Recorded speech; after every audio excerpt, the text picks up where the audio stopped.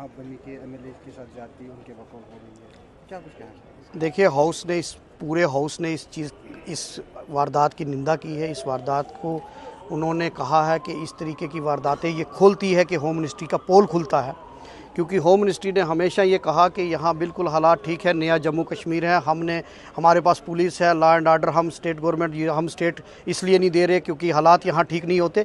आज मैं आपके माध्यम से पूछना चाहता हूँ भारतीय जनता पार्टी के लोगों से कि होम मिनिस्ट्री आपके पास, पुलिस आपके पास, सिक्योरिटी फोर्सेस आपके पास, तो फिर इस तरीके से गरीब लोगों की जो किलिंग्स हो रही है, इनोसेंट किलिंग हो रही है, उसके बारे में वो जवाब दें।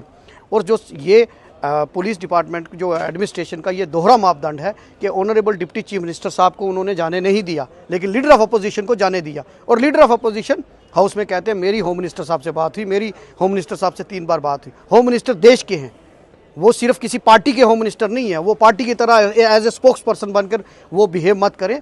उनको इसकी इन्वेस्टिगेशन करनी चाहिए और हाउस ने उनको खराज अकीदत पेश की है। उनके परिवारों के साथ हमने सहानुभूति पेश की है और उनके साथ हम खड़े हैं इस मुश्किल वक्त में, और हम डिमांड करते हैं कि फेयर इन्वेस्टिगेशन होनी चाहिए ताकि पता चल सके कि इस वारदातों के पीछे किसका हाथ है।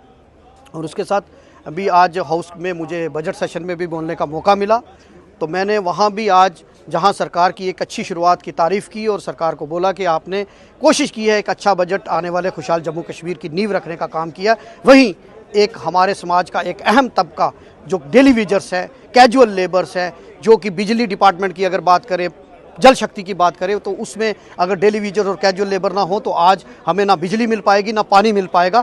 तो उनको रैबरे खेल, रैबरे ज़रात, ये लोगों को भी बजट से बहुत उम्मीदें थी, लेकिन आज वो महसूस कर रहे हैं कि हमारे लिए कुछ सोचा नहीं गया। मैंने चीफ मिनिस्टर साहब से कहा है कि उसमें भी अमेंडमेंट करके इन प्रोविज़न को भी उसमें बजट में लाया जाए ताकि उनको भी राहत मिल सके।